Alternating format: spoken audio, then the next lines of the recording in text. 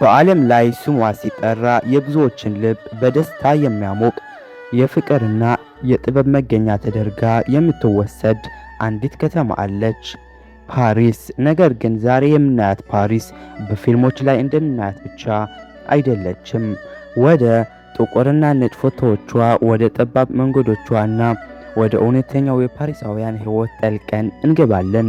ወደዚህ አስደናቂ ጉዞ ከመግባታችን በፊት ግን እንደዚህ ያሉ ጥራት ያላቸውን አስተማሪ የሆኑ የሀገራት ዶክመንተሪዎችን እንዲደርሷችሁ ቻናላችንን ሰብስክራይብ በማድረግ የደወል ምልክቷን መጫን እንዳይረሱ። ቤተሰብ ስለሆኑ እናመሰግናለን።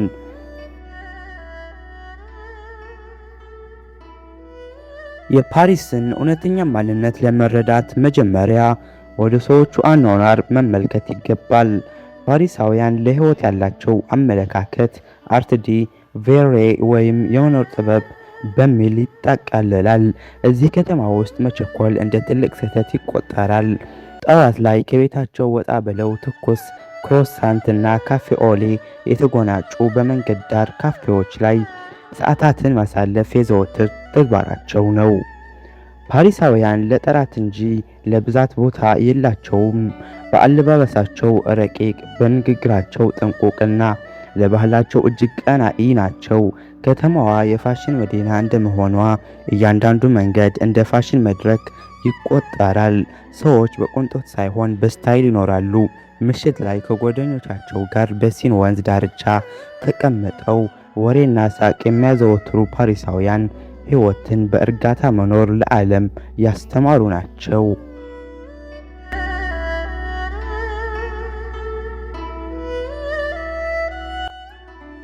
ፓሪስ የብርሃን ከተማ ዘ ሲቲ ኦፍ ላይት ትባላለች። ይህ ስም የተሰጣት በምሽት በምትለብሰው ደማቅ መብራት ብቻ ሳይሆን በአውሮፓ የነቃ አስተሳሰብና የጥበብ ብርሃን እንዲፈነጥቅ ምክንያት ስለሆነችም ጭምር ነው። በ18ኛው ክፍለ ዘመን በፓሪስ ካፌዎች ውስጥ ይደረጉ የነበሩ የፈላስፎች ክርክር ዛሬ ዓለም የምትመራበትን የዲሞክራሲና የሰብአዊ መብት መሰረት ጥሏል። የፈረንሳይ አብዮት የተነሳበት የነጻነትና የእኩልነት ድምፅ ከፍ ብሎ የተሰማባት ይህች ከተማ ዛሬም ድረስ ያንን የጥንካሬ መንፈስ በውስጧ ይዛ ትጓዛለች። ከናፖሊዮን ድል አድራጊነት ጀምሮ እስከ ሁለተኛው የዓለም ጦርነት ተጋድሎ ድረስ ፓሪስ ብዙ መከራዎችን አይታለች። ነገር ግን ሁልጊዜም እንደ ፋኖስ አብራ ትወጣለች። ወደ ፓሪስ መጥቶ ስለ አይፍል ታወር ሳያወር ማለፍ አይቻልም። በ1889 ዓመተ ምህረት ለዓለም ኤግዚቢሽን ተብሎ ሲሰራ የብዙ የፓሪስ ነዋሪዎች አስቀያሚ የብረት ክምር ብለው ተቃውመውት ነበር። ዛሬ ግን የከተማዋ ብቻ ሳይሆን የሰው ልጅ የፈጠራ ችሎታ ምልክት ሆኗል። ከዚህ ባሻገር የሉቨር ሙዚየም ይገኛል። በአንድ ወቅት ቤተ መንግስት የነበረው ይህ ታላቅ ህንፃ ዛሬ ዓለማችን ትልቁ የጥበብ ሙዚየም ነው። ከታዋቂዋ ሞናሊዛ ጀምሮ በሺዎች የሚቆጠሩ የጥበብ ስራዎችን በውስጡ ይዟል።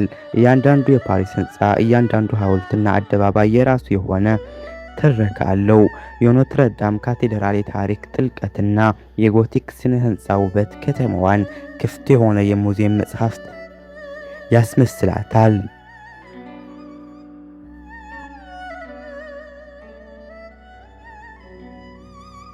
ፓሪስን ያለ ምግቧ ማሰብ አይቻልም። የፈረንሳይ ምግብ በዩኔስኮ የማይዳሰስ የሰው ልጅ ቅርስ ተብሎ ተመዝግቧል። ከረጅም ዳቦዎች ጀምሮ እስከ ረቂቅ ጣፋጮች ድረስ ፓሪስ የምግብ ጥበብ ጣሪያ ናት። እዚህ ጋር ምግብ መመገብ ብቻ ሳይሆን ስነ ስርዓትም ነው። እያንዳንዱ ምግብ በጥንቃቄ ይዘጋጃል፣ በውበት ይቀርባል። በፓሪስ ጎዳናዎች ላይ የሚሸተው ትኩስ ዳቦ እና የቅቤ መዓዛ ማንኛውም መንገደኛ የሚማርክ ምስጢር ነው።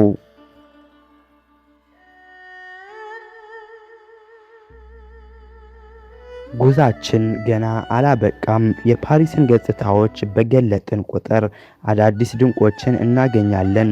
አሁን ደግሞ ከተማዋን ለዓለም የጥበብና የውበት ተምሳሌት ካደረጓት ምስጢሮች በስተጀርባ እንሄድ። ወደ ፓሪስ ስነ ህንፃ ስንመለስ ዛሬ የምናያት ፓሪስ የተገነባችው በአጋጣሚ አይደለም። በ19ኛው ክፍለ ዘመን አጋማሽ ላይ ባሮን ሃውስማን በተባለ ግለሰብ አማካኝነት ከተማዋ ሙሉ በሙሉ በድጋሚ ታቀዳ ነው የተገነባችው። ያኔ ሰው ጠባብና ጨለማ መንገዶች ጠፍተው ሰፋፊ የጎዳና መሄጃዎች እና ወጥ የሆኑ የኖራ ድንጋይ ህንፃዎች የተተኩት ይህ ለውጥ ፓሪስን የዓለም መተንፈሻ አስብሏታል። ዛሬ በእነዚህ ሰፋፊ መንገዶች ላይ ስንጓዝ የሚሰማን ነፃነት ስሜት የዛ ታላቅ የምህንድስና ውጤት ነው።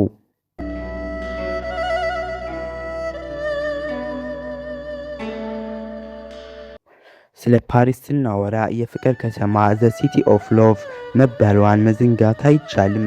የስያሜ የመጣው እንዲሁ አይደለም። በሲን ወንዝ ላይ ባሉት ድልድዮች በተለይም በፖንት ደስ አርት ላይ ፍቅረኛሞች የፍቅራቸውን ጽናት ለመግለጽ መቆለፊያ የሚሰሩበት ባህል ለዘመናት የቆየ ነው። ምንም እንኳን ዛሬ ለህንፃው ደህንነት ሲባል ቢገደብም የፍቅር መንፈሱ ግን አሁንም በከተማዋ አየር ላይ ይነፍሳል። በምሽት በኤፍል ታወር ስር የሚደረጉ የእጅ መያያዝ ሽርሽሮችና በሻምፕ ኤሊዚ ላይ የሚታዩ የፍቅር ጥንዶች ፓሪስን የፍቅር መዲናነቷን ያጸኑታል። የፓሪስ ሌላኛው ገጽታ ደግሞ የምሽት ህይወቷ ነው። ሙላን ሩዥ የተባለው ታዋቂው የካባሬት ዳንስ መድረክ የከተማዋን ደማቅና ግልጽ የጥበብ ፍላጎት ያሳያል። እዚህ ከተማ ውስጥ ምሽት ማለት እንቅልፍ ማለት አይደለም። ይልቁንም ሙዚቃ፣ ዳንስ እና ወይን የሚፈስበት የደስታ ድግስ ነው። ሆኖም ይህ ደስታ በጥንቃቄና በስነ ስርዓት የታጀበ ነው። ፓሪሳውያን ሶቪር ፌር ወይም እንዴት ማድረግ እንዳለብን እናውቃለን የሚል መመሪያ አላቸው። ጫጫታ ባለበት ቦታ እንኳን የራሳቸው የሆነ ክብርና ዝምታ አላቸው።